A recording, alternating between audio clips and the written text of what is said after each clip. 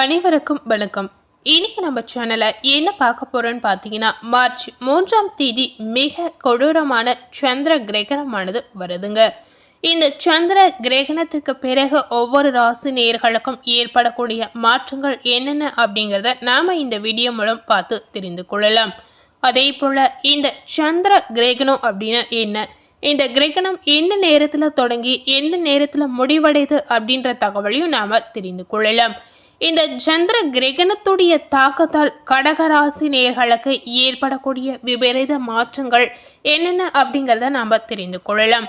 So இந்த கிரகணத்துடைய தாக்கத்தால் உங்களுக்கு என்னென்ன நன்மைகள் காத்திருக்கு, என்னென்ன தீமைகள் நடக்க போகுது அப்படின்ற தகவலை கடகராசி நேயர்கள் எந்த நட்சத்திரத்தில் பிறந்திருந்தாலும் இந்த வீடியோவை ஸ்கிப் பண்ணாமல் முழுமையாக பார்த்து பயனடைங்க.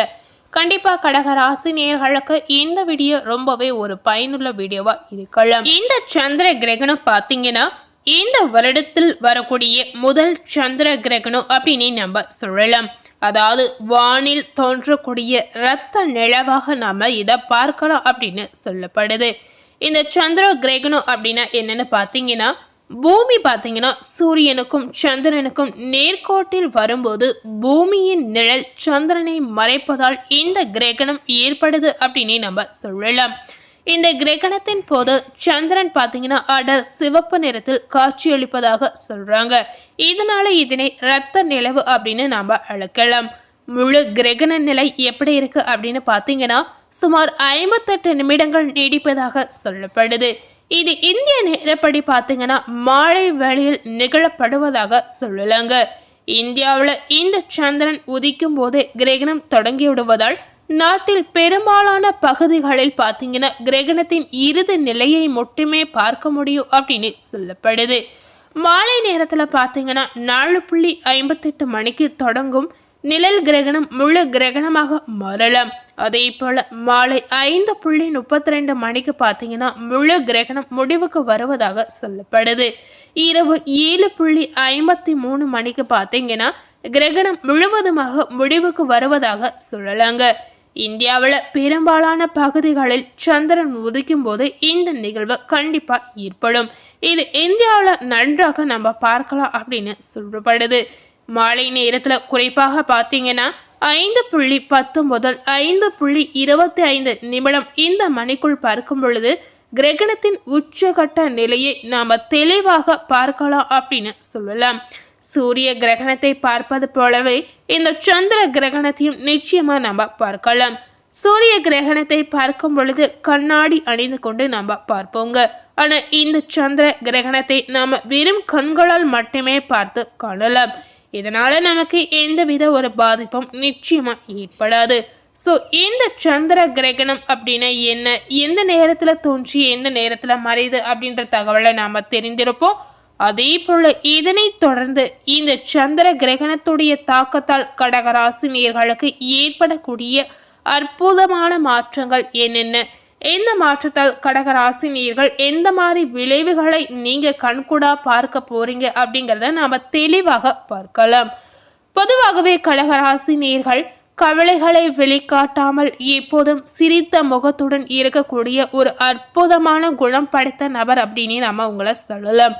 அப்படிப்பட்ட குணம் படைத்த உங்களுக்கு இந்த கிரகணத்துடைய தாக்கத்தால் பார்க்கும் பொழுது மார்ச் 3ஆம் தேதிக்கு பிறகு உங்களுக்கு என்னென்ன மாற்றம் நடக்குது அப்படின்னு பார்த்தீங்கன்னா, உங்கள் வாழ்க்கையில் சுணங்கி கிடந்த காரியங்கள் அனைத்துமே வேகமாக நடைபெறுவதற்கான வாய்ப்பு இருக்குது அப்படின்னு சொல்லப்படுது. அதே போல் எதிர்பார்த்த காரியங்களை வெற்றிகரமாக செய்து முடிக்க கூடுதலாக உழைக்க வேண்டிய ஒரு சூழல் நிச்சயமாக உங்களுக்கு ஏற்படலாம். வாக்கு நாணயம் உங்களுக்கு உண்டாகலாம். முக்கிய நபர்களுடைய நட்பு உங்களுக்கு கிடைக்கலாம். அவர்களாலே உங்களுக்கு அதீத நன்மையும் நிச்சயமா ஏற்படும். அடுத்தவரை பற்றி எந்த பேச்சும் பேசாமல் இருப்பது கடகராசி நேயர்களுக்கு இந்த காலகட்டத்தில் ரொம்பவே நல்லதுங்க. அதே போல இந்த சந்திர கிரகணத்துடைய தாக்கத்தால் தொழில் வியாபாரம் செய்யக்கூடிய கடகராசி நேயர்களுக்கு இந்த காலகட்டம் கடுமையான உழைக்க வேண்டிய ஒரு காலகட்டமாக உங்களுக்கு இருக்கலாம். உழைத்த உழைப்பிற்கு ஏற்ற பலன் நிச்சயமா உங்களுக்கு தேடி வரலாங்க. பயணங்கள் செல்லக்கூடிய வாய்ப்புகள் உங்களுக்கு பெருக்கலாம். தொழில் வியாபாரம் பற்றிய விஷயங்களில் நேரடி கவனம் உங்களுக்கு ரொம்ப ரொம்ப அவசியம். தேவையான பணம் பார்த்தீங்கன்னா தக்க நேரத்தில் உங்களுக்கு கிடைக்கலாம். உத்தியோகத்தில் இருக்கக்கூடிய கடகராசி நேயர்களுக்கு பார்க்கும் பொழுது இந்த கிரகணத்துடைய தாக்கத்தால் நீங்க எந்த விஷயம் செய்தாலும் கவனமாக செய்வது அதீத நன்மை உங்களுக்கு பயக்கலாம். வீண் அழைச்சல், வேலை பளு, இந்த மாதிரி சில விஷயங்கள் உங்க வாழ்க்கையில நடக்கலாம். உங்களுக்கான அங்கீகாரம் கிடைக்கக்கூடிய ஒரு காலகட்டமாக இந்த கிரகணத்துடைய தாக்கத்தால் சில நாட்கள் உங்களுக்கு அமையலாம். குடும்பத்தில் கணவன் மனைவிக்கிடையே பார்த்தீங்கன்னா திடீர் கருத்து வேற்றுமை தோன்றி மறையலாம். ஆனாலும் பார்த்தீங்கன்னா குடும்பாதிபதியின் பாதாசார சஞ்சாரத்தால் ஒற்றுமை உங்களுக்கு அதிகரிக்கும். பிள்ளைகளுக்காக பாடுபட வேண்டிய சூழல் உங்களுக்கு ஏற்படலாம். ஒரு நல்ல குறிக்கோளுக்காக புண்ணிய பயணம் செய்ய வேண்டிய சூழல் உங்களுக்கு ஏற்படும். ஆடம்பர பொருட்கள், வீட்டிற்கு தேவையான பொருட்களை வாங்குவதன் மூலம் செலவுகள் உங்களுக்கு உண்டாகலாம். கடகராசியில இருக்கக்கூடிய பெண்மணிகளுக்கு பார்த்தீங்கன்னா இந்த சந்திரனுடைய சஞ்சாரத்தால் பார்க்கும் பொழுது, அதாவது கிரகணத்துடைய தாக்கத்தால் பார்க்கும் பொழுது, பெண்களுக்கு கொடுத்த வாக்கை காப்பாற்றும் முயற்சியில் வெற்றி பெறக்கூடிய சூழல் ஏற்படலாம். அடுத்தவரை பற்றி எந்த பேச்சையும் பேசாமல் இருப்பது பெண்மணிகளுக்கு மிகுந்த நல்லதுங்க. கலைத்துறையை சேர்ந்த கடகராசி நேயர்களுக்கு பார்த்தீங்கன்னா மிகப்பெரிய உதவிகளை செய்து பாராட்டுகளை பெறக்கூடிய காலகட்டமாக உங்களுக்கு இருக்கலாம். மேலிடத்திலிருந்து உங்களுக்கு சந்தோஷமான செய்திகள் வந்து சேரலாம். வெளியூர் பயணம் மேற்கொள்ளக்கூடிய சூழல் உங்களுக்கு ஏற்படும். அரசியல் துறையில இருக்கக்கூடிய கடகராசி நேயர்களுக்கு பார்த்தீங்கன்னா படிப்படியான வளர்ச்சியை நீங்க கண்கூடாக பார்க்கலாம். வருமானம் இந்த காலகட்டத்தில் உங்களுக்கு நன்றாக இருக்கலாம். செலவுகள் உங்களுக்கு அதிகமாகும். தொண்டர்களால் நன்மை அடையக்கூடிய சூழல் கண்டிப்பா இருக்கிறது.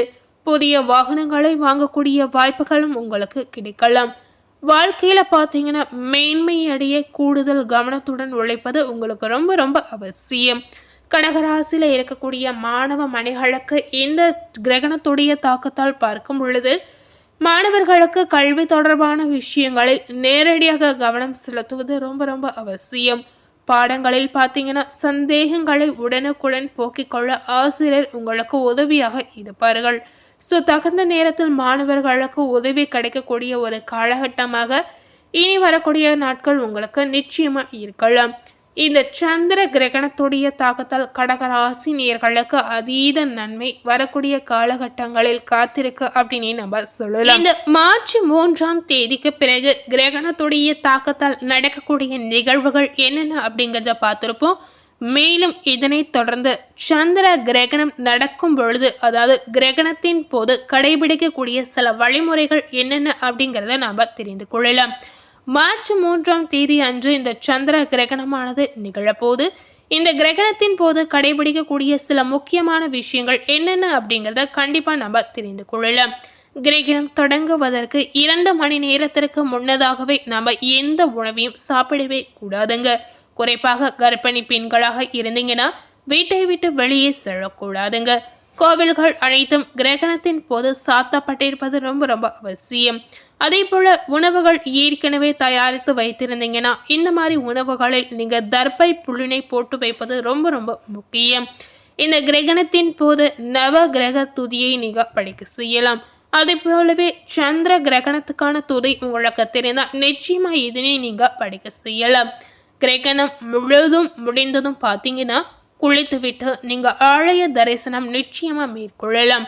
ஆலய தரிசனம் செய்துவிட்டு தீபம் ஏற்றி வழிபட்டு வந்தீங்கன்னா இந்த மாதிரி நீங்க செய்யும் பொழுது உங்க வாழ்க்கையில இருக்கக்கூடிய கடன் தொல்லையிலிருந்து நிச்சயமா நீங்க விடுபடலாம்.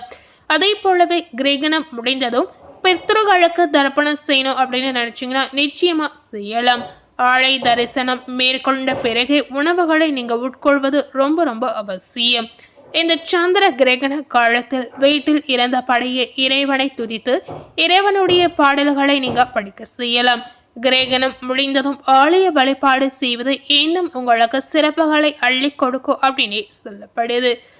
முடிந்த அளவுக்கு இந்த சந்திர கிரகணம் அன்று இந்த மாதிரி விஷயங்களை மறக்காமல் நீங்க பின்பற்றலாம். இன்னைக்கு நம்ம சேனல்ல சந்திர கிரகணத்துடைய தாக்கத்தால் கடகராசி நேயர்களுக்கு ஏற்படக்கூடிய நன்மைகள் தீமைகள் என்னென்ன அப்படிங்கிறத பார்த்தோம்.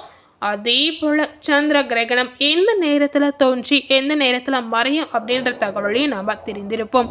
அதே போல கிரகணம் நடக்கக்கூடிய நேரத்தில் என்ன மாதிரி வழிமுறைகளை நாம பின்பற்றணும் அப்படிங்கறதையும் நம்ம நிச்சயமா இந்த வீடியோ மூலம் தெரிந்திருப்போம். இந்த வீடியோவை நீங்க பார்த்து பயன் அடைந்த மாதிரி உங்க ஃப்ரெண்ட்ஸ் அண்ட் ஃபேமிலி பார்த்து பயன் அடையணும்னு நினைச்சீங்கன்னா நிச்சயமா இந்த வீடியோவை உங்க ஃப்ரெண்ட்ஸ் அண்ட் ஃபேமிலிக்கு மறக்காம லைக் பண்ணி ஷேர் பண்ணுங்க. மேலும் இது போல ஒரு புதிய தகவலை தெரிந்து கொள்ளணும் அப்படின்னு நினைத்தீங்கன்னா மறக்காம நம்ம சேனலை சப்ஸ்கிரைப் பண்ணி பக்கத்தில் இருக்கக்கூடிய பெல் பட்டனையும் மறக்காம ப்ரெஸ் பண்ணிடுங்க. நீங்கள் பெல் பட்டனை ப்ரெஸ் பண்ணால் மட்டுமே நம்ம சேனலில் போடக்கூடிய எல்லா நியூ அப்டேட்டான வீடியோஸும் நீங்கள் உடனுக்குடன் பார்த்து தெரிந்து கொள்ளலாம். ஸோ மறக்காமல் சப்ஸ்கிரைப் பண்ணி மறக்காமல் பெல் பட்டனை ப்ரெஸ் பண்ணிடுங்க. தேங்க்யூ.